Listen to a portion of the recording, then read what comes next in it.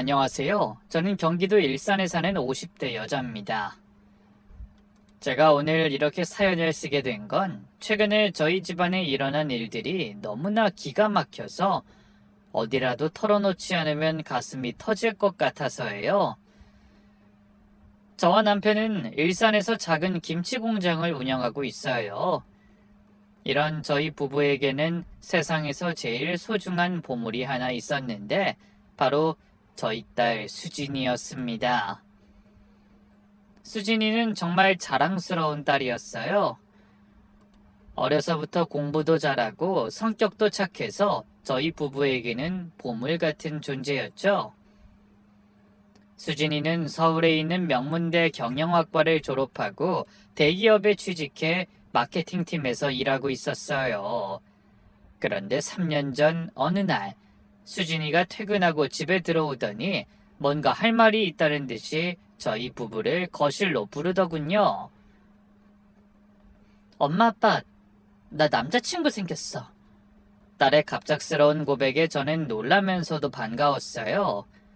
31면 결혼할 나이인데 일만 하느라 연애도 못하는 것 같아 은근히 걱정했거든요. 어머, 그래? 어떤 사람이니? 어디서 만났어? 회사 거래처 병원에 미팅 갔다가 만났어. 성형외과 의사야. 성형외과 의사라는 말에 남편이 눈을 반짝였어요. 의사? 이야, 우리 딸이 좋은 사람 만났구나. 아빠, 직업이 중요한 게 아니잖아. 그 사람 인품이 정말 좋아. 다음에 한번 데려올게. 그로부터 한 달 뒤, 수진이가 남자친구를 집으로 데려왔어요. 김민준이라는 청년이었는데 첫인상은 정말 좋았어요. 훤칠한 외모와 단정한 차림새에 예의도 발랐죠. 안녕하세요, 어머님, 아버님. 김민준입니다. 수진이한테 항상 부모님 이야기 많이 들었습니다. 정말 좋은 분들이라고 많이 자랑하더라고요. 무엇보다 어머님 김치가 정말 유명하다고 들었는데 혹시 맛 좀 볼 수 있을까요? 민준이는 제가 담근 김치를 먹어보더니 연신 감탄했어요. 정말 맛있네요. 이런 김치는 처음 먹어봐요. 어떻게 이런 맛을 내시죠? 아유, 별거 아니에요. 정성 들이면 누구나 만들 수 있어요. 그날 민준이는 저희와 2시간 넘게 이야기를 나눴어요. 자기 집안 이야기도 솔직하게 했죠. 아버지는 내과 의사로 개인 병원을 운영하시고 어머니는 초등학교 선생님 출신이라고 했어요. 본인은 서울대 의대를 나와 강남에 있는 성형외과에서 일한다고 했죠. 그 얘기를 처음 들었을 때 솔직히 두 집안의 경제적인 차이 때문에 걱정이 들더군요. 하지만 민준이가 수진이를 바라보는 눈빛에는 진심이 담겨 있었어요. 수진이도 민준이를 볼 때면 눈에서 꿀이 떨어지는 것 같았고요. 그 모습에 저희는 애들이 저렇게 좋다는데 어쩌겠나 싶은 생각이었죠. 그렇게 1년쯤 지나고 민준이가 저희 딸에게 프로포즈를 했고 얼마 후 저희는 양가 상견례를 하기로 했습니다. 사돈댁에서 날짜와 장소를 정하겠다고 했죠. 그런데 사실 저는 약속 장소를 듣고 좀 놀랐어요. 청담동에 있는 최고급 한정식 식당이더라고요. 민준아, 너무 비싼 곳 아니니? 편한 곳에서 해도 되는데. 아니에요, 어머님. 저희 가족 첫 만남이니까 좋은 곳에서 하고 싶어요. 저희 부모님도 그러시고요. 상견례 당일, 저와 남편은 제일 좋은 옷을 꺼내 입었어요. 저는 5년 전에 산 정장을, 남편은 유일한 양복을 입었죠. 또 수진이가 화장도 해주고 머리도 만져줬고요. 엄마, 너무 긴장하지 마. 민준이 부모님도 좋은 분들이야. 하지만 막상 식당에 들어서니 주눅이 들더라고요. 식당이 어찌나 고급스럽던지. 발레 파킹은 기본이고 직원들도 손님들에게 90도로 인사를 하더군요. 그렇게 개별룸으로 안내받아 들어가니 한옥을 개조한 듯한 고급스러운 인테리어가 눈에 들어왔어요. 그렇게 얼마쯤 기다렸을까요? 민준이와 사돈 어른들이 들어오셨어요.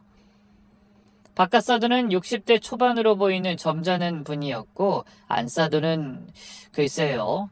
첫인상부터 뭔가 차갑게 느껴지시더군요. 심지어 안사돈은 인사를 하는데 손을 내밀지도 않고 그냥 목례만 하더라고요. 저희 남편은 악수를 하려고 손을 내밀었다가 어색하게 걷어들였죠. 그런 탓인지 자리에 앉아서도 분위기가 묘했어요. 민준이가 열심히 분위기를 풀어보려고 노력했지만 안사돈은 계속 우리를 못마땅한 눈빛으로 훑어봤습니다.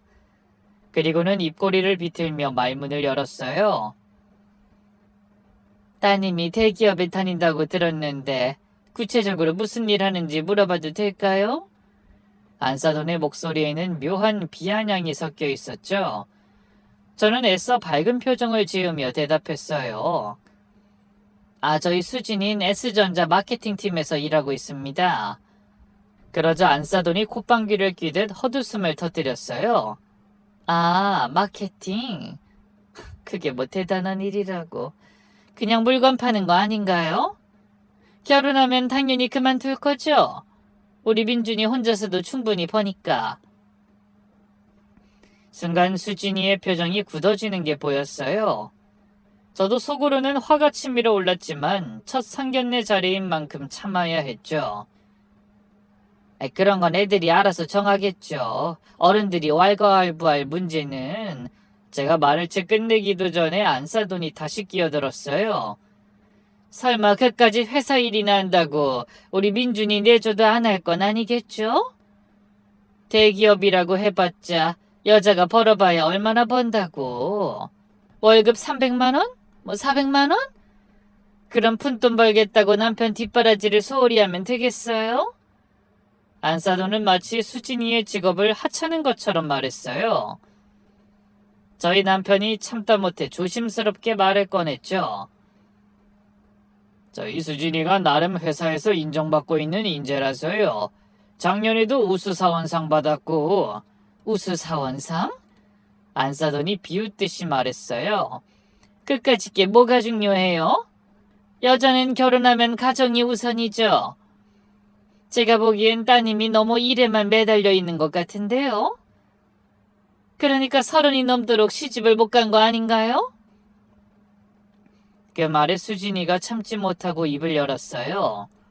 어머님, 제가 일을 그만두고 안 두고는 민준 씨와 제가 상의해서 결정할 문제인 것 같은데요. 그 말에 안사돈의 눈빛이 날카로워졌어요. 어머, 말대답이네? 이래서 본데 없이 자란 것들은 상종을 하면 안 되는 건데. 안사돈의 선 넘은 이야기에 민준이가 자신의 어머니를 말리려 했지만 안사돈은 아들마저 제지했어요. 민준아, 넌 가만히 있어. 이건 어른들이 할 얘기야. 그러더니 다시 저희를 향해 말을 이었죠. 그리고 마케팅이라는 게 뭐 있어요?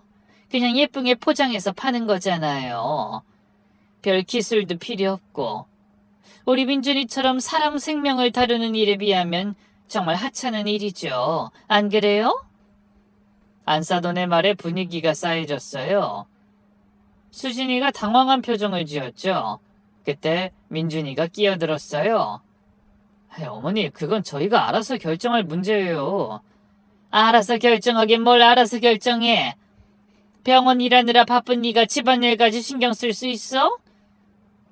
음식이 나오기 시작했지만 분위기는 계속 어색했어요. 안사돈은 음식을 보더니 입꼬리를 올리며 저희를 쳐다봤죠. 김치 공장 하신다고 들었는데 이런 고급스러운 음식은 처음 드셔보시죠? 안사돈의 목소리엔 조롱이 가득했어요. 마치 저희가 이런 고급 음식은 구경도 못 해본 사람들이라는 듯이 말이죠. 많이 드세요. 아마 평생 이런 데 와볼 일 없으실 테니까. 저희 남편의 얼굴이 붉어졌어요. 하지만 첫 상견례 자리에서 따지고 싸울 순 없었죠. 그러자 안사돈은 계속해서 말을 이었어요. 그나저나 김치 공장은 얼마나 버나요? 설마 나중에 우리 민준이한테 손 벌릴 생각은 아니죠? 아, 그리고 혹시 김치 공장에서 난 그 냄새들 집에서도 나진 않겠죠? 우리 민준이가 그런 거 되게 예민하게 여기거든요. 그 말에 수진이가 더 이상 참지 못하고 젓가락을 내려놨어요. 어머님, 저희 부모님이 하시는 일을 그렇게 말씀하시는 건 너무하시잖아요. 어머, 내가 뭘 잘못 말했니? 안사돈이 눈을 크게 뜨며 말했어요. 사실을 말한 것뿐인데? 사돈, 혹시 창피하세요? 그럼 처음부터 우리 같은 집안이랑 엮이려고 하지 말았어야죠. 안사돈은 전복을 우아하게 집어먹으며 말을 이었어요. 솔직히 우리 민준이 정도면 의사 집안 딸이나 최소한 대기업 임원 딸 정도는 만나야 하는데 김치 공장의 회사원이라니.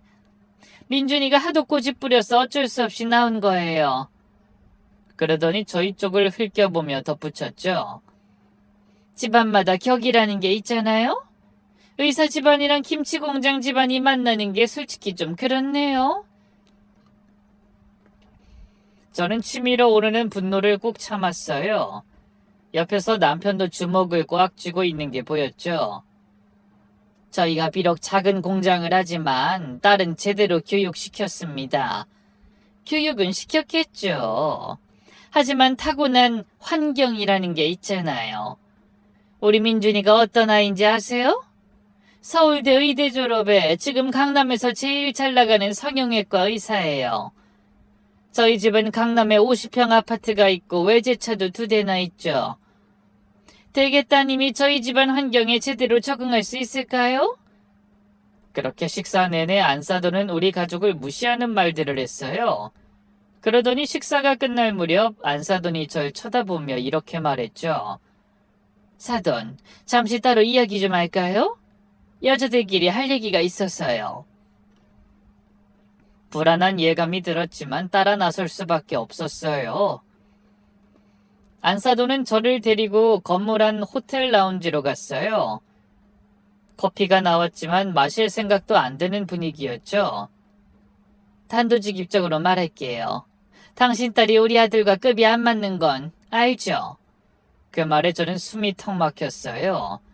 이 여자가 방금 뭐라고 한 거지? 제가 제대로 들은 게 맞나 싶었죠. 지금 무슨 말씀하시는 거예요? 안사돈은 비웃듯이 코웃음을 쳤어요. 못 알아들으셨어요? 김치 공장하는 집딸이 의사랑 결혼한다는 게 말이나 되는 소린가요? 우리 수진이가 뭐가 부족해서 그런 말씀하시는 거예요? 좋은 대학 나와서 대기업 다니는 아인데 대기업? 그게 자랑이에요? 우리 민준이는 연봉이 얼마인지 아세요? 기본 3억에 인센티브까지 하면 5억은 거뜬히 넘어요. 당신 딸은? 기껏해야 연봉 5천이나 될까요? 저는 속으로 분노가 치밀었지만 꼭 참았어요. 이 세상이 돈이 전부는 아니잖아요. 우리 수준인 성격도 좋고 예의 바른 아이라고요. 그럼 뭐예요? 배운 게 없는데. 어릴 때부터 김치 절이는 거나 보고 자란 애가 무슨 교양이 있겠어요? 지금 우리 딸 모욕하시는 거예요? 모욕이 아니라 현실을 말하는 거예요. 당신들도 알잖아요. 김치 냄새 폴폴 나는 사람들이랑 의사, 교수, 판검사들이 한자리에 앉는다는 게 얼마나 어색한지. 그 말에 제 얼굴이 벌겋게 달아올랐어요. 김치가 뭐가 어때서요? 우린 정직하게 일해서 번 돈으로 딸 대학까지 보냈어요. 그래요, 정직하죠.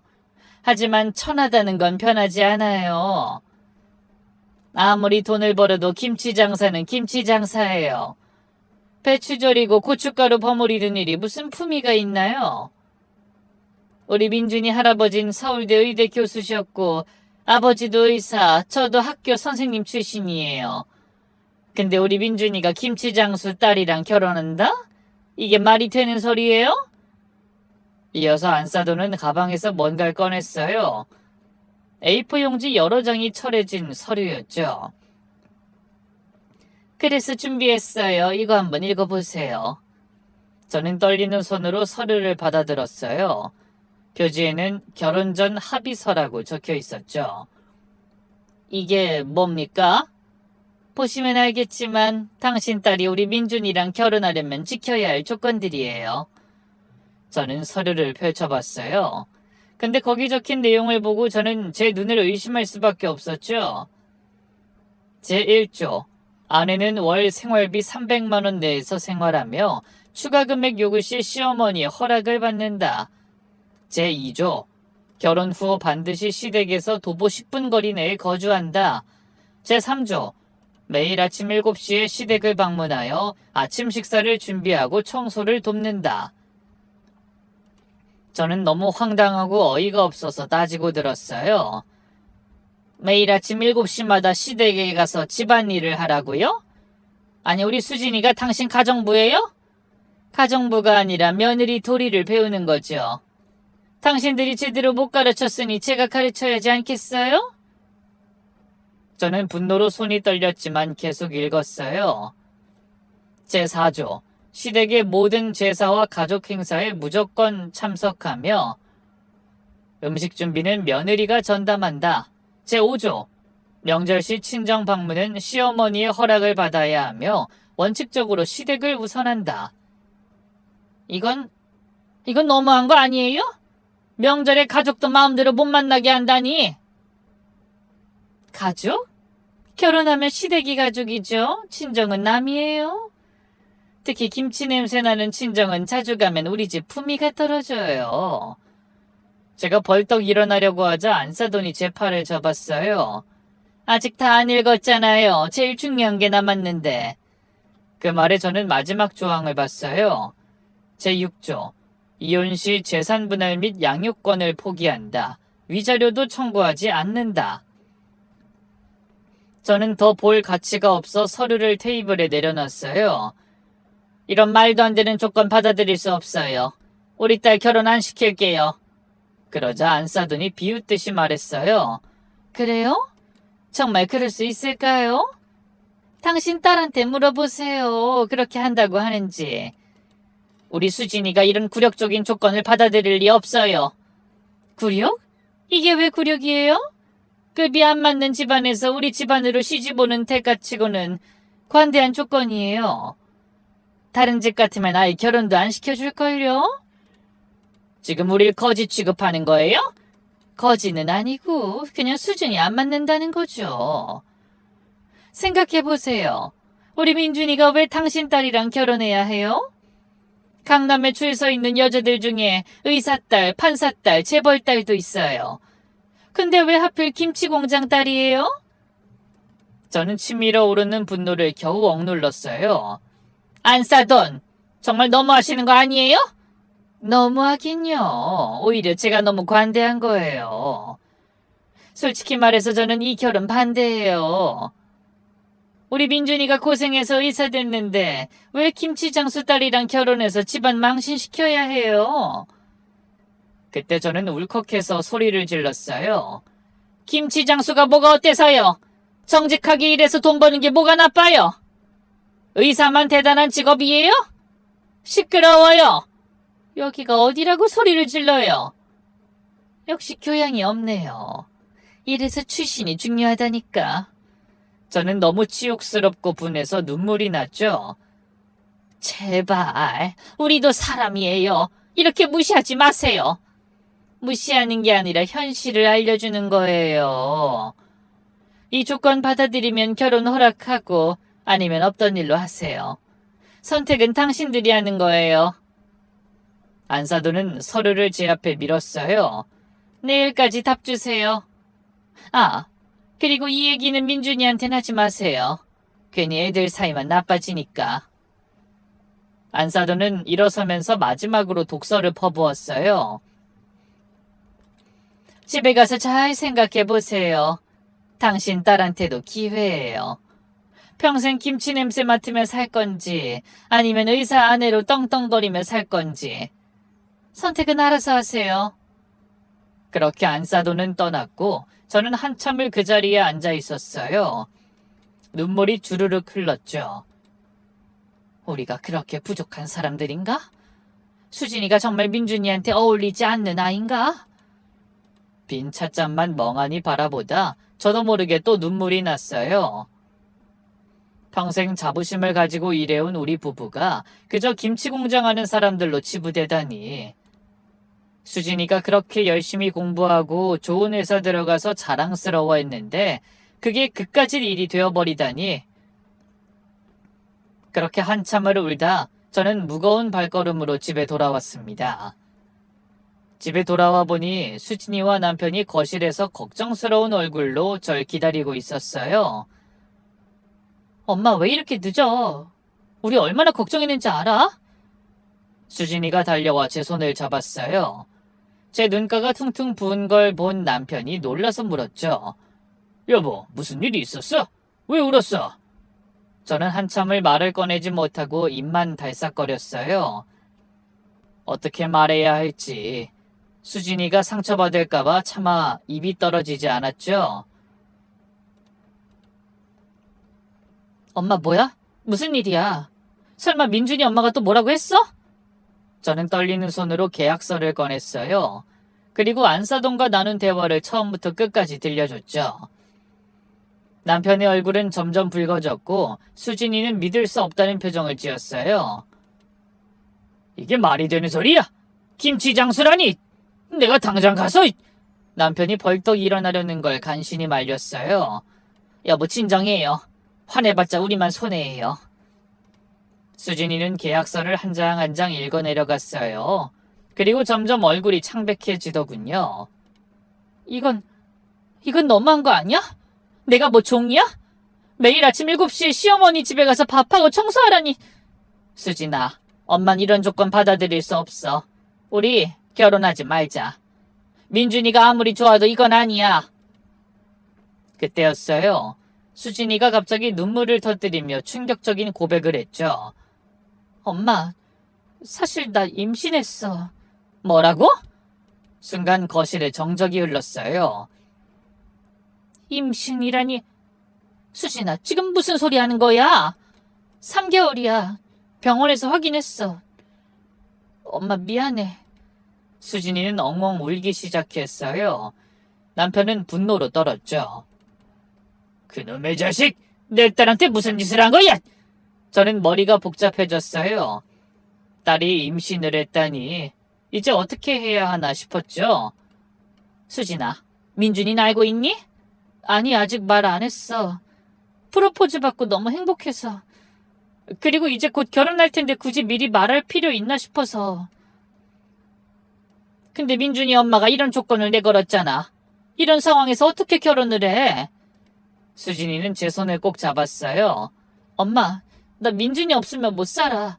정말 사랑해. 그리고 이제 아기도 있잖아. 제발 한 번만 참아줘. 내가 시어머니한테 잘할게. 그러다 보면 마음도 풀리겠지. 수진아, 넌 저 계약서 내용 봤잖아. 매일 아침 7시에 가서 종일 일하고 명절에 친정도 못 오고 이혼하면 아무것도 못 가져간대. 이게 결혼이니? 알아, 다 알아. 하지만 민준이 그런 사람 아니야. 시어머니가 그러는 거지. 민준이 날 사랑해. 분명 날 지켜줄 거야. 남편이 화를 참지 못하고 소리쳤어요. 지켜주긴 뭘 지켜줘? 지 어미 말도 못 이기는 놈이 무슨 남편이야? 아빠, 민준이 욕하지 마. 욕하지 말라고? 우리 딸 임신시켜놓고 이런 개 같은 조건을 내미는 집안 놈을 어떻게 안 욕해? 가족 간의 언성이 높아졌어요. 저는 두 사람을 진정시켰죠. 그만! 싸우면 뭐해요? 일단 상황을 정리해야지. 그날 밤 저희 부부는 뜬 눈으로 밤을 새웠어요. 여보, 어떻게 하면 좋을까요? 내 생각엔 그냥 헤어지는 게 좋을 것 같아. 아무리 생각해도 저런 집안에 우리 딸 시집 보낼 수 없어. 하지만 수진이가 임신을 했잖아요. 요즘 시대가 어떤 시대인데 미혼모도 얼마든지 잘 살 수 있어. 하지만 저는 딸이 겪을 고통을 생각하니 마음이 아팠어요. 그래도 엄만데 딸이 원하는 걸 들어주고 싶은 마음도 있었고요. 다음 날 아침, 밤새 얼마나 울었던 건지 수진이가 부은 눈을 해서는 방 밖으로 나오더군요. 그리고는 충격적인 이야기를 꺼내기 시작했죠. 엄마, 나 결정했어. 계약서 조건 다 받아들일게. 그 대신 결혼하게 해줘. 난 정말 민준이 사랑하고 무엇보다 이 아기를 지키고 싶어. 시어머니가 처음엔 차갑게 대해도 시간이 지나면 나아질 거야. 내가 잘하면 돼. 수진이는 무릎을 꿇었어요. 엄마 제발 이번 한 번만 날 믿어줘. 내가 꼭 행복해질게. 민준이도 날 사랑하니까 지켜줄 거야. 딸의 간절한 눈빛을 보니 가슴이 찢어졌어요. 수진아, 네가 우리한테 얼마나 소중한 딸인지 알지? 네가 그런 굴욕을 당하는 걸 어떻게 봐? 알아. 미안해 엄마. 하지만 사랑하는 사람이랑 결혼하고 싶어. 그게 잘못된 건 아니잖아. 결국 저희는 딸의 선택을 받아들이기로 했어요. 비록 가슴은 찢어지지만 딸의 인생이니까요. 저희 딸은 끝내 그 빌어먹을 계약서에 서명을 했고 얼마 후 본격적인 결혼 준비가 시작됐어요. 그런데 처음부터 난관이었죠. 안사돈이 혼수와 예단 리스트를 보내왔는데 그 내용이 가관이었거든요.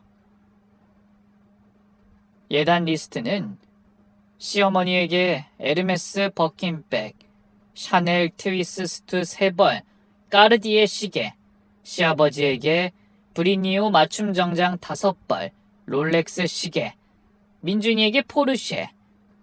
혼수 리스트는 이태리 수입 가구 풀세트와 에르메스 도자기 세트. 리스트는 끝도 없이 이어졌어요. 대충 계산해도 5억이 넘는 금액이었죠. 이게 뭐야? 이것들이 진짜 돌았나?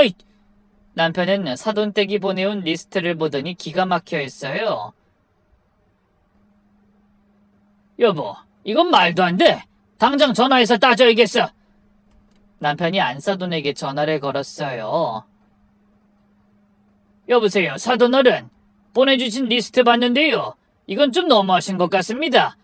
금액이 이게 말이 되나요?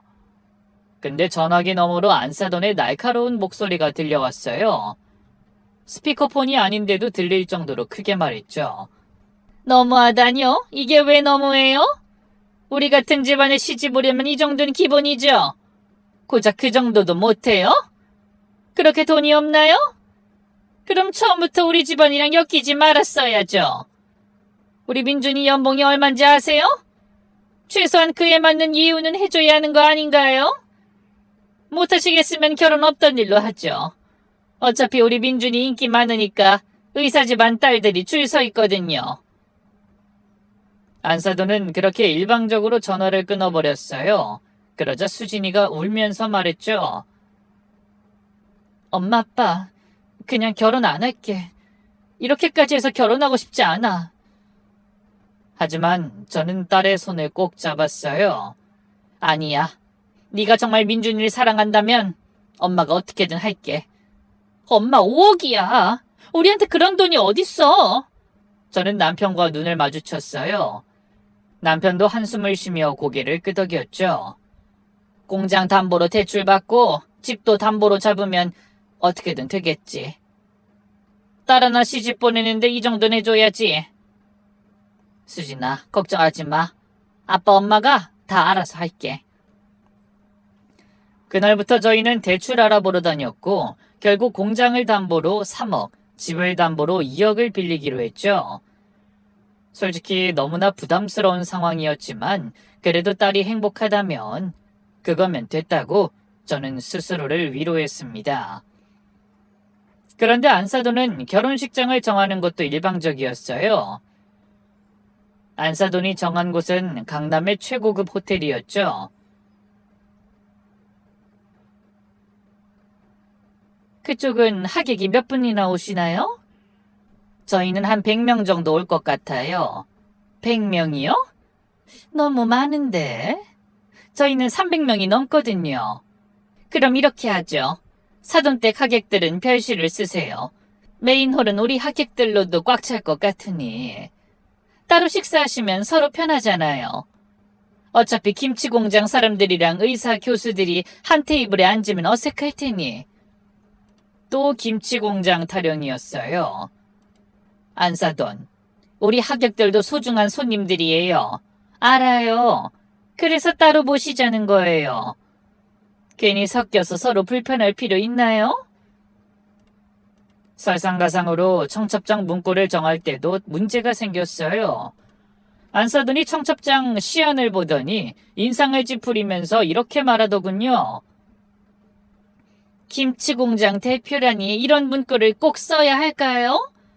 그냥 사업이라고 쓰면 안 될까요? 우리가 하는 일이 부끄러운 일인가요? 남편이 애써 분노를 가라앉히며 물었어요. 그런데 안사돈은 코웃음을 치며 이렇게 말했죠. 격이 안 맞잖아요. 생각해보세요. 한쪽은 서울대병원 흉부외과 과장, 한쪽은 김치공장 대표. 청첩장 받는 우리 손님들이 어떻게 생각하겠어요? 아, 의사가 김치공장 딸이랑 결혼하는구나 하고 비웃을 거라고요. 그러니까 그냥 사업이라고만 써요. 결국 청첩장에는 사업이라고만 쓰게 됐어요. 그런데 문제는 여기서 끝이 아니었죠. 결혼식 당일 본식이 시작되고 주례사가 시작되는데 주례를 맡은 분이 신랑 측만 칭찬하더군요.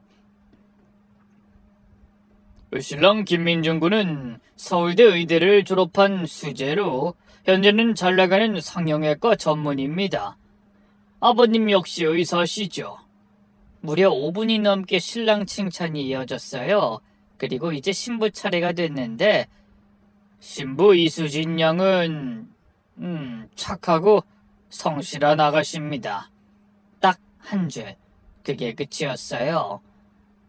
패백 때는 더 가관이었어요. 수진이가 절을 올리자 안사돈이 거만하게 앉아서 말했죠. 수진아, 이제부터 넌 우리 집안 며느리야. 그동안 살던 환경이랑은 차원이 다를 거야. 김치 냄새나는 행동은 하지 말고 교양 있게 처신해야 해. 알겠니? 네, 어머님. 수진이가 고개를 숙이는 모습을 보니 가슴이 찢어졌어요. 정말이지 피가 거꾸로 솟는 기분이었죠.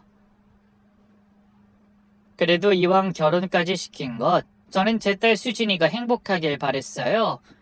그런데 수진이는 지옥 같은 시집살이를 하게 됐죠. 안사돈은 정말 계약서대로 매일 아침 수진이를 불렀고 수진이는 마치 하녀라도 된 듯 사돈댁에 수발을 들어야 했어요. 수진이는 눈에 띄게 야이어갔죠. 임신 중인데도 살이 빠질 정도였죠. 그러던 어느 날 수진이가 큰 결심을 한 듯 말했어요. 엄마, 나 내일 친정 가도 될까? 당연하지. 얼마나 보고 싶었는데. 그런데 다음 날 수진이는 오지 못했어요. 시어머니가 안 된대. 시부모 허락도 없이 친정 가는 며느리는 못된 며느리래. 대체 친정에서 뭘 배워온 거냐고 혼났어. 그렇게 힘겨운 몇 개월이 지나고 수진이가 출산을 했어요. 수진이는 눈에 넣어도 아프지 않을 예쁜 딸을 낳았죠. 그런데 사돈댁에서는 그것조차 마음에 들어하지 않더군요. 병실을 들어온 안사돈의 첫마디가 저는 아직도 잊히지 않아요. 아들인 줄 알았는데. 아휴. 민준이도 딸을 보고는 실망한 표정을 숨기지 못했어요. 괜찮아. 둘째는 아들 낳으면 되지. 방금 막 출산한 애한테 벌써 둘째 타령이세요? 제가 깜짝 놀라서 묻자 안사돈은 싸늘한 표정으로 이렇게 답하더군요. 당연하죠. 우리 집은 대를 이어야 해요. 장손이 있어야죠. 그런데 진짜 문제는 산후조리원에서 나와 집으로 돌아온 후부터 시작됐어요. 안사돈은 매일 수진이를 찾아와 트집을 잡았죠. 기저귀를 이렇게 채우면 어떡해? 애가 왜 이렇게 울어? 엄마가 형편없으니까 애가 불안해서 그렇지. 수진이는 점점 우울증에 빠져갔어요. 잠도 못 자고 밥도 제대로 못 먹었죠. 그런데 그때부터 민준이의 태도가 이상해졌어요. 오늘 나 수술이 늦게 끝날 것 같아. 먼저 자. 매일 그런 식이었어요. 주말에도 학회다 세미나다 하면서 나갔죠. 그러던 어느 날 수진이한테 울먹이는 전화가 왔어요. 엄마, 김서방이 바람 피는 것 같아. 뭐? 무슨 소리야? 어제 김서방 옷에서 립스틱 자국을 봤어. 너무 이상해서 김서방 카드 명세서 봤는데 내가 모르는 호텔 결제가 있어. 분명 나한텐 학회에 간다던 날이었는데 나한테 여태껏 거짓말한 건가 봐. 저는 당장 안사돈에게 이 사실을 알리라고 했죠. 그런데 안사돈은 우리 수진이가 못난 탓에 자기 아들이 마음을 못 잡고 바람을 피는 게 아니냐고 했다더군요. 그러게 네가 애 낳고 몸매 관리 잘했어야지. 네가 그렇게 퍼질러져 있으니까 남편이 밖으로 도는 거 아니겠어? 그 말에 수진이는 아무 대꾸도 할 수 없었다더군요. 자신이 바람을 피우는데도 수진이가 아무 말도 못하자 김서방은 대놓고 저희 집을 무시하기 시작했죠. 명절에 잠깐 수진이 집에 들렀는데 김서방이 제 남편에게 이렇게 말하더군요. 아버님, 요즘 김치 사업은 어떠세요? 중국산 때문에 힘드시죠? 뭐 그럭저럭 괜찮네. 제가 아는 사람 중에 식당 하는 분이 있는데 소개해 드릴까요? 김치 정도는 납품할 수 있을 것 같은데. 김치 정도는 이라는 표현에 남편의 얼굴이 굳었어요. 괜찮네. 우리도 거래처가 있어. 아, 그래요? 작은 공장이라 힘드실 줄 알았는데 뭐 필요 없으시면 말고요. 나중에 돈 없어서 힘들다는 둥 딴소리나 하지 마세요. 그 말에 분위기가 냉랭해졌죠. 그날 이후 남편은 수진이 집에 가지 않겠다고 했어요. 수진이도 점점 친정과 멀어졌죠. 안사돈이 수진이가 친정에 오는 걸 극도로 싫어했거든요. 또 친정 가려고? 시집 온 사람이 맨날 친정만 찾으면 되겠어? 네가 그러니까 우리 아들이 밖으로 놔두는 거 아니니? 그렇게 수진이는 집에만 갇혀 지내듯이 했어요. 그러던 어느 날 결정적인 사건이 터졌죠. 갑자기 수진이의 전화가 와서 받아보니 수진이가 오열을 하며 이렇게 말하더군요. 엄마, 나 어떡해? 나 좀 도와줘. 수진아, 왜 그래? 대체 무슨 일이야? 아기가 열이 40도가 넘어서 지금 나 혼자 애기 데리고 병원 가는 길인데 애기가 너무 울어. 분명히 시어머니가 돌봐주신다고 해서 맡겼는데 이 지경 될 때까지 나한테 말도 안 해줬어. 알고 보니 안사돈이 손녀를 돌보다가 방치해서 탈수 증상까지 온 거였어요. 태어난 순간부터 딸이라고 그렇게 무시하더니 애를 소홀히 돌본 거였죠.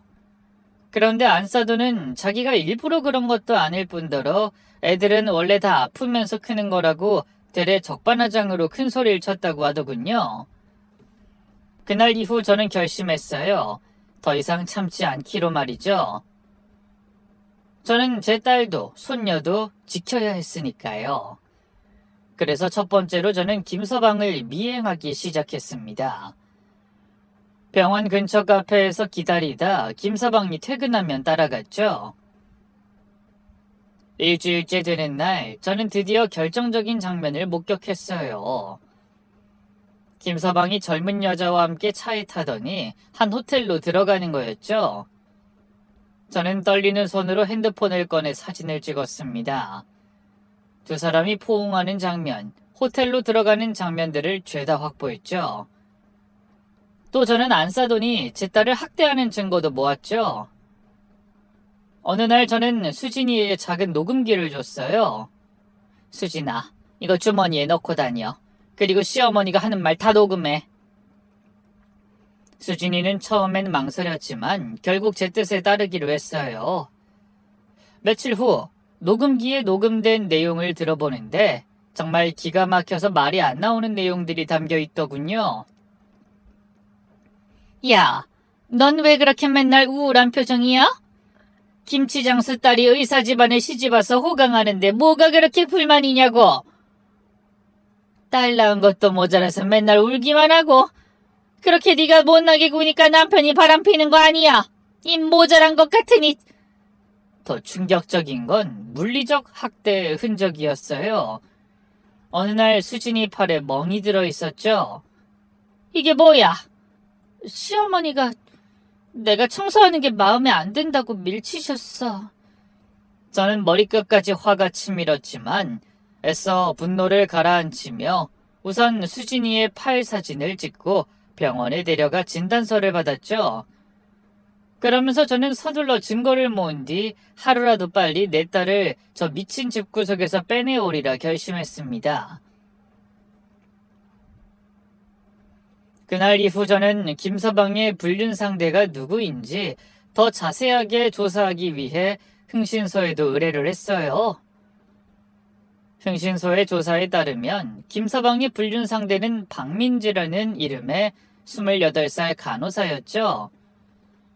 그 여자의 SNS를 뒤져보니 김서방과 찍은 사진이 수두룩하더군요. 저는 그 계정을 캡처하고 사진들을 모두 저장했어요. 6개월 동안 저는 그렇게 김서방의 불륜 증거를 모았어요. 마지막으로 한 일은 믿을 만한 변호사를 찾는 거였죠. 이 정도 증거면 충분합니다. 이혼은 물론이고 위자료도 상당히 받을 수 있을 거예요. 하지만 수진이는 아직도 망설였어요. 엄마, 그래도 김서방이 바뀔 수도 있지 않을까? 그래도 애기 아빠인데 이렇게 이혼하는 게 맞나? 나만 참으면 되는 거 아니야? 수진아, 언제까지 참을 거야? 이건 네 인생이야. 한 번뿐인 네 인생. 결국 수진이는 이혼을 결심했고 그렇게 저희 모녀는 반격을 시작하기로 했답니다. 제가 준비한 첫 번째 폭탄은 김서방의 불륜 증거를 병원에 터뜨리는 거였죠. 월요일 아침이 밝자마자 저는 수진이와 함께 김서방의 병원으로 갔어요. 손에는 그동안 모은 증거 파일이 가득한 서류 가방이 들려 있었죠. 엄마, 꼭 이렇게까지 해야 해? 수진아, 네가 당한 만큼 돌려줘야지. 더 이상 참으면 안 돼. 병원 로비에 들어서자 간호사들이 수근거렸어요. 수진이를 알아본 거죠. 그도 그럴 게 이 병원 의사와 간호사가 바람을 피우고 있는데 갑자기 본처가 들이닥쳤으니 얼마나 당황했겠어요? 그러거나 말거나 저는 곧장 소리를 질렀습니다. 여기 병원장님 좀 만나러 왔는데요. 어떤 일로 그러시죠? 김민준 의사의 불륜 문제를 좀 상의드리려고요. 여기 증거도 가져왔습니다. 제 말에 간호사들의 얼굴이 하얗게 질렸어요. 저는 곧장 병원장실로 안내받았죠. 닥터김 장모님이라고 들었는데 무슨 일이신지? 저는 서류를 꺼내 병원장 앞에 펼쳤어요. 김서방과 상간녀가 호텔에 출입하는 낯뜨거운 사진들이 차르륵 펼쳐졌죠. 이 병원에서 일하는 간호사가 내 사위랑 바람이 났는데 어떻게 생각하세요? 제 말에 병원장은 잠시 당황하는 듯 하더니 이내 뻔뻔한 얼굴로 이렇게 말하더군요. 뭐 그쪽 심정은 이해가 가는 바지만 그래도 이게 사생활이지 않습니까? 딱히 제가 뭘 어떻게 해야 하는지 모르겠군요. 팔은 안으로 굽는다더니 꼴에 같은 의사랍시고 김서방 편을 드는 거였죠. 정말 짜증났지만 그래도 뭐 이런 상황을 예상하지 못한 건 아니었어요. 저는 심호흡을 한번 하고는 이렇게 말했죠. 네, 그렇게 나오실 줄 알았습니다. 근데 이런 추잡한 짓을 벌인 의사랑 간호사한테 과연 환자들이 치료를 받고 싶어 할까요? 병원 매출 반토막이 난 뒤에 그때도 사생활 운운하실 수 있는지 한번 보겠습니다. 저는 그 말의 끝으로 증거들을 챙겨 자리에서 일어섰어요. 그제서야 병원장은 황급히 절 붙잡더군요. 저기 잠시만요. 대체 뭘 어쩌시려고요? 이 증거 사진들 인터넷에 다 올릴 겁니다. 여기 강남 성형외과 의사가 이렇게 추잡한 놈이라고 말이죠. 아이고, 그러시면 저희는 그쪽을 명예훼손으로 고소할 수밖에 없습니다. 그럼 서로 좋을 거 없잖아요. 그러니까 이러지 마시고 서로 좋게 해결해 보시죠. 아니요, 얼마든지 고소하세요. 김민준한테 복수할 수만 있다면 그깟 벌금 100만 원 얼마든지 내줄 테니까. 제가 이렇게 세게 나오자 병원장은 식은땀을 삐질삐질 흘리더니 원하는 게 뭐냐고 물어보더군요. 그 말에 저는 당장 김서방을 해고하라고 요구했죠. 그런데 병원장은 고작 바람 한 번 피운 걸로 젊은 의사 앞길을 막아서야 되겠냐는 황당한 소리라더군요. 그 말에 저는 이 병원장도 답없는 인간이라는 것을 느꼈고 결국 원래 계획대로 인터넷에 김서방의 불륜에 대해 폭로를 했습니다. 저는 일부러 제일 큰 맘카페에 저희 딸의 이야기를 올렸어요. 그러자 바로 폭발적인 반응이 오더군요. 다음날부터 김서방의 병원은 아수라장이 됐어요. 환자들이 줄줄이 예약을 취소하는 것은 물론 항의 전화도 빗발쳤죠. 얼마 지나지 않아 김서방은 결국 병원에서 맨몸으로 쫓겨났다더군요. 그 정신나간 상간녀 간호사와 함께 말이죠. 하지만 저의 복수는 여기서 끝이 아니었어요. 두 번째 폭탄은 안사돈을 겨냥한 거였죠. 저는 수진이가 녹음한 파일과 병원 진단서를 들고 경찰서로 갔어요. 여기 폭행건으로 고소를 좀 하려고 합니다. 폭언은 기본이고 폭행까지 했어요. 여기 진단서 있습니다. 경찰은 증거를 검토하더니 고소장을 받아줬어요. 녹음 파일도 있으니 충분할 것 같네요. 조사 시작하겠습니다. 며칠 후 안사돈에게 경찰 출석 요구서가 날아갔어요. 그날 저녁 안사돈한테서 전화가 왔죠. 당신 미쳤어? 우리 아들 백수 만든 걸로도 모자라 감히 나를 고소해? 미친 건 안사돈이죠. 며느리를 노예처럼 부려먹고 때리기까지 했으면서. 내가 언제 때렸다고 그래? 증거 있어? 네, 있어요. 우리 딸 팔에 멍든 사진, 병원 진단서도 있고, 그리고 당신이 여태까지 폭언한 거 다 녹음돼 있어요. 이 미친 여자가 감히? 우리도 사람이에요. 더 이상 당하지 않을 거예요. 그렇게 전화를 끊고 나니 속이 후련하더군요. 그런데 진짜 대박 사건은 그 다음에 터졌어요. 글쎄 김서방이 명예훼손죄로 저를 고소한 게 아니겠어요? 예상은 했지만 정말 뻔뻔하기가 이를 데 없는 인간들이었죠. 그런데 이 사건은 오히려 제게 더 좋은 결과로 돌아왔답니다. 저와 김서방 사건을 조사하던 중 예상치 못한 문제가 발견된 거죠. 그건 바로 김서방이 무면허 시술에 연루돼 있다는 거였어요. 알고 보니 김서방은 간호사들에게 보톡스 시술을 시켰던 거예요. 의사만 할 수 있는 시술을 간호사에게 시킨 건 명백한 불법이었죠. 이 일로 인해 김서방이 일하던 병원은 영업정지 처분을 받았고 환자들의 집단 소송도 이어졌죠. 무면허 시술로 피해를 본 환자들이 손해배상을 요구한 거예요. 저는 의사가 직접 하는 줄 알았어요. 간호사가 한 거였다니 이건 사기예요. 결국 병원은 문을 닫을 수밖에 없었습니다. 이로 인해 김서방은 병원장으로부터 고소를 당하게 됐죠. 동시에 안사돈 역시 저희 딸에게 폭언과 폭력을 행사한 대가로 벌금형을 받았어요. 그러던 어느 날 김서방이 초췌한 몰골로 저희 가족을 찾아왔습니다. 장모님, 제가 다 잘못했으니까 제발 인터넷에 올리셨던 글 좀 내려주세요. 제가 이제부터 수진이한테 정말 잘할 테니까 저희 부부 화해했다는 이야기도 써서 새로 올려주시면 더 좋고요. 그때 수진이가 나왔어요. 이혼 서류를 들고 말이죠. 필요 없으니까 여기에 서명하기나 해. 우리 딸 양육권은 당연히 내가 가질 거고 위자료도 최대한 받아낼 거야. 수진아, 우리 다시 시작하자. 내가 잘못했어. 다시 시작? 웃기지 마. 난 너 같은 쓰레기랑 1시간도 더 못 살아. 김서방은 결국 단 한마디도 더 하지 못한 채 돌아갔답니다. 그런데 다음 날 자기 엄마를 데리고 다시 찾아왔더군요. 안사돈은 예전에 거만함은 온데간데 없이 비굴한 태도로 저희에게 싹싹 빌더군요.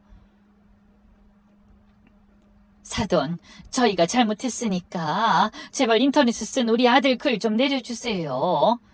우리 아들도 그동안 반성 많이 했어요. 저도 잘못했고요. 그렇게 천하다고 우리 무시할 땐 언제고 이제 와서 왜 이러세요? 제 말에 안사돈은 아무 말도 하지 못했어요. 이제 누가 천한지 아시겠어요? 돈 있고 직업 좋다고 사람 무시하던 당신들이 진짜 천한 거예요. 그 말의 끝으로 저는 문을 쾅 닫아버렸습니다. 그 뒤로도 김서방과 안사돈은 자주 저희 집을 찾아와 제발 자기들 사정 좀 봐달라고 울부짖었지만 저는 다 무시해버렸죠. 끝내 김서방은 더 이상 매달리지 못하고 이혼 소송에 서명을 했고 그렇게 수진이는 이혼녀가 되어 손녀와 함께 저희 집으로 오게 됐어요. 그런데 수진이는 복잡한 마음이 들었는지 눈물을 터뜨리더군요. 왜 안 그러겠어요?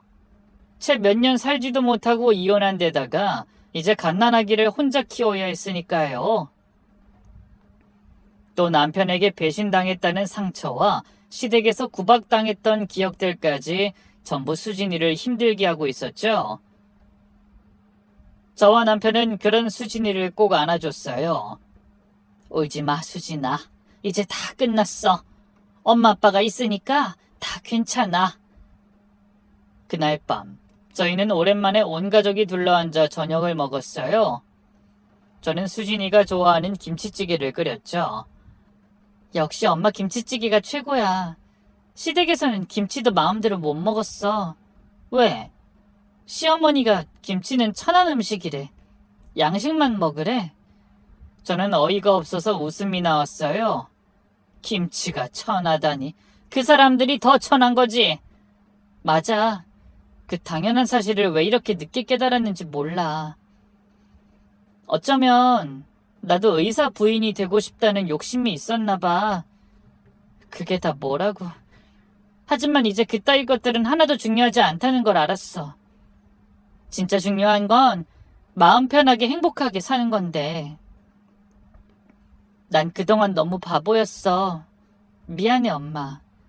나 때문에 엄마 아빠까지 마음고생하고. 아니야. 엄마 아빠는 너만 괜찮으면 다 좋아. 그러니까 우리 걱정은 말고 얼른 너 마음부터 추슬러. 다행히 수진이는 저희 부부의 지극정성 보살핌 아래 빠르게 건강을 회복했습니다. 그러던 어느 날 수진이가 뜻밖의 제안을 했어요. 엄마, 나도 김치 공장에서 일하고 싶어. 갑자기?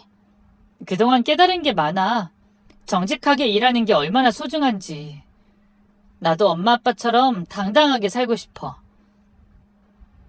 그리고 정말로 다음 날부터 수진이는 공장에 나오기 시작했어요. 처음엔 김치 담그는 것도 서툴렀지만 금세 익숙해졌죠. 엄마 이것 봐. 내가 담근 김치야. 뿌듯해하는 딸의 모습이 예뻤어요. 더 놀라운 건 수진이의 아이디어였죠. 대기업 마케팅팀에서 일했던 경험을 살려 새로운 제안을 했죠. 엄마, 우리 김치도 브랜드화하자. 정숙김치라고 이름 짓고 스토리를 만드는 거야. 30년 전통 엄마의 정성이 담긴 손맛. 이런 걸 강조하는 거지. 그리고 온라인 판매도 시작하고. 수진이의 아이디어는 대박이었어요. SNS에 김치 담그는 과정을 올리고 엄마의 레시피를 공개했더니 반응이 폭발적이었죠. 와, 진짜 정성이 느껴져요. 이런 김치 먹고 싶어요. 주문 가능한가요? 그날 이후 미친 듯이 주문이 밀려들기 시작했어요. 동네 식당 납품만 하던 우리가 전국에서 주문을 받게 된 거죠. 그렇게 1년이 지나고 저희 김치는 전국에서 사랑받는 김치가 됐답니다. 사업이 커지면서 직원도 늘었어요. 동네 아주머니들을 고용했는데 다들 성실하게 일해주셨죠. 이대로만 간다면 수진이 시집 보낼 때 졌던 5억 빚도 금방 갚을 수 있을 것 같았죠. 물론 그 사이 딸이 이혼하면서 받은 위자료와 손해배상비 등이 있긴 했지만 왜인지 그 돈은 일절 손을 대기가 싫더라고요. 저는 그 돈을 잘 뒀다가 나중에 손녀가 크거든 유학비로 쓰던지 딸이 알아서 관리하라고 했어요. 그런데 어느 날 오후 뜻밖의 손님이 찾아왔습니다. 김서방의 아버지, 박갓사돈이었죠. 사돈, 갑자기 찾아와서 죄송하지만 잠시 이야기 좀 나눌 수 있을까요? 박갓사돈은 그 사이 많이 늙은 모습이었어요. 무슨 일이세요? 사실 우리 집사람이 치매에 걸렸어요. 심한 스트레스 때문인지 이젠 저도 못 알아봐요. 아무래도 요양원에 보내야 할 것 같은데 이게 비용이 만만치가 않아서. 아시다시피 저희 아들도 백수가 돼서 돈을 못 벌고 있고. 그래서 말씀인데 염치 없지만 저희 아들이 매달 보내드리는 손녀 양육비 말인데요. 당분간만이라도 그 돈 좀 안 보내드려도 될까요? 원래는 저희 아들 녀석이 와서 부탁드려야 하는 게 맞지만 아시잖아요. 그 녀석이 워낙 못난 녀석인 거 차마 여기에 올 염두가 나지 않나 보더라고요. 그러면서 박갓사돈은 창피한지 얼굴을 붉혔어요. 저는 잠시 고민했지만 결국 고개를 저었어요. 죄송하지만 도와드릴 수 없어요. 별로 사돈어른 말씀이 납득이 되지도 않고요. 그렇게 돈 많다고 자랑하시더니 그 돈은 다 어쩌시고 손녀 양육비도 못 주신다는 건가요? 그게 병원에 고소를 당하는 바람에 저희 집도 급하게 팔고 저희도 정말 사정이 어렵게 됐어요. 정말 염치 없지만 당분간만이라도 저희 사정 좀 봐주시면 안 될까요? 그때 수진이가 나오더니 그렇게 하시라고 대신 다신 찾아오지도 말고 우리 딸은 볼 생각도 하지 말라고 못을 박더군요. 박갓사돈은 아무 말 없이 수진이를 잠시 바라보더니 그렇게 하겠다고 하곤 마지막으로 미안하다는 말을 남긴 채 떠났습니다. 그렇게 박갓사돈이 떠난 후 저는 수진이를 다독이며 이렇게 말했어요. 수진아, 너 괜찮아? 혹시라도 너 저 집 저렇게 된 거 네 탓이라고 생각하고 마음 쓸 것 없어. 다 인과응보야. 남을 그렇게 무시하고 괴롭힌 대가를 받는 거지. 하지만 그렇게 말하면서도 저 역시 마음 한구석은 씁쓸했어요. 한때는 그렇게 거만했던 사람들이 어쩌다 저런 거짓골이 됐나 싶었죠. 그래도 어쩌겠나요? 다 사필귀정, 자업자득인 것을요. 그들은 그들이 뿌린 씨앗을 거둔 것뿐이니까요. 오늘도 저희 공장에는 김치 담그는 소리가 정겹게 울려요. 직원들의 웃음소리, 기계 돌아가는 소리. 물론 힘들 때도 있지만 그래도 저는 행복합니다. 저는 남 해코지하지 않고 남들 무시하지 않고 저의 소중한 가족들과 함께 하루하루를 성실하게 살아가고 있으니까요. 제 이야기를 들어주신 여러분들도 오늘 하루 행복하시길 바라며 저는 이만 물러가도록 하겠습니다. 감사합니다.